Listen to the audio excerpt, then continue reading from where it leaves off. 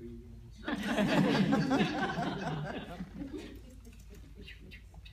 Yeah.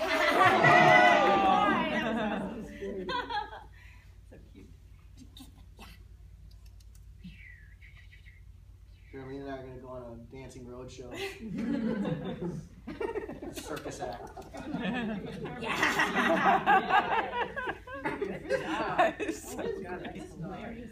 So great. So, with you, you're a creative and smart trainer. So I think with you, when you're playing around with things in your at your home, if you introduce him to something new, God, he does so well when it's a game. Right? For him, he's all in. And then I would every new thing that you would introduce at home or in your training space where he's in a good mental space, which I think he gets into really quick. He trusts you, he works with you. And I wouldn't, instead of In his face. yeah, I wouldn't even do it right now. I would keep it away, because if you're playing with it and he's saying no, no, no, and avoiding it, I think all you're doing is dismissing it further. And it's more like when you find him being keen and you think there's a little fire in him and you can get away with it, that's when you pop it Stick out it in. and you sort of put it into that, toss it for him. But if you're going, hey, play this, he's like, no, not really. You're like, no, come on, finally he puts his mouth on it. It's a bit more obligatory at that point than it is something that he wants to do. But with new things, if you, whatever it is, you teach him to ring a bell, you teach him to walk over like crunchy styrofoam or something, take it with you and then bring your show on the road, so to speak. So all these things then that could potentially cause him to be concerned, those are supportive characters, they're supporting cast in your relationship, in your training relationship. And as long as you can take them with you, you bring them into here, grab yourself a little corner, play around with these things. You can do it at home, in your living room, home in your kitchen, here as well. Now he's becoming just stronger in general. He's also controlling the noises, how he responds to those things. It's part of the game. So, then we tried with the flirt pole. He just wasn't digging that, huh? No. Do you have another one of those things, like 2 toys? I have another one in the car that's just What like else this. do we have? Anything over there that he would chase potentially? That green ball? Does he like that? There's the same thing that he has. Okay, yeah. Let's. Oh yeah. We don't want to cut it off or anything. You can use one of my toys if you want. The ball is up on top of the crate. Yeah.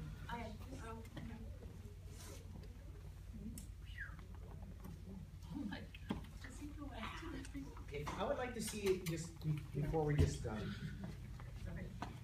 him off the hook. If you could toss that when he comes back, if he'll chase the other one instead of food. Okay. He tastes the food really well. Go get that one. He comes back, drops it, and then he can maybe turn the second. Steady, get it. Come on, pop. Yeah, get it. Good boy. Yeah, good boy. Get it. Good job. Yeah. Good boy. Good job. Oh, hello. Get it, hurry, get it. Yeah, good boy. Get it. No, it's okay. Get it.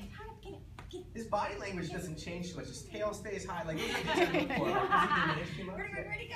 And will he fight with you on that one? Will he play with you? Oh, I like that he held it and he dropped it. Does he play with you on that thing at all? One time he did. Okay. Yeah. So, what I was looking for was, and it's no worries. This game though, what I was looking for is if you connect toy, go get toy, come back for food. Because I understand that trade-off, I like the food better, so I'll do that. So just Right? exchange. If you would exchange for toy, just play this game a couple times a week and see if he would increase in any fight at all. The idea would be that you go get toy, he might not believe it now. It's a bit like a drill sergeant used to say, like mandatory fun. You're like, get that, and guess what? You get to chase another one. He goes, oh, I thought I was getting hit off the food, but somehow it's possible that he goes, oh, I just like this running back and forth and grabbing something.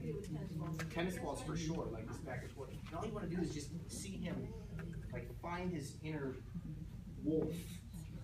I don't subscribe to that dogs evolved from like all wolves or whatever, but it's this inner primitive side that goes, "Growth." I like chasing, hunting, smear a little raccoon blood on it and drop it.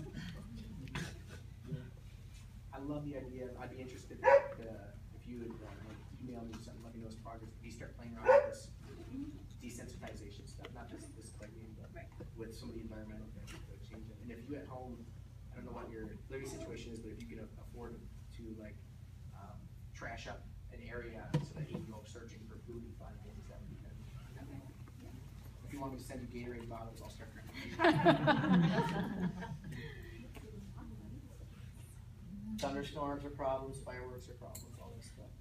Well, it's funny because when he was younger, I would be outside with a flirt stick and play with him in thunderstorms, and it was no big deal. And you would chase that football. Yes, yeah, and then not this one, this one's new, but the other one with the toy on the end. And then at some point, he became afraid of the thunder. So, you know, I guess just Nothing trying. happened, there was no experience you could sort of put your. I don't know, I had an older dog who was very afraid of the thunder, so perhaps, I don't know, he's passed since, but I don't know if they learned from each other, I don't really know. So, it wasn't anything that stings at my head, except for the fact that he was afraid. Does he frustrate if he was like tied back, or if you held him on a harness on a string, or on a leash? Does he frustrate with opposition? Yeah, okay. You know, in like the protection sports, they'll sometimes just hold dogs back and wave things in front of them that they can't have, like they're teenagers and then they want it more.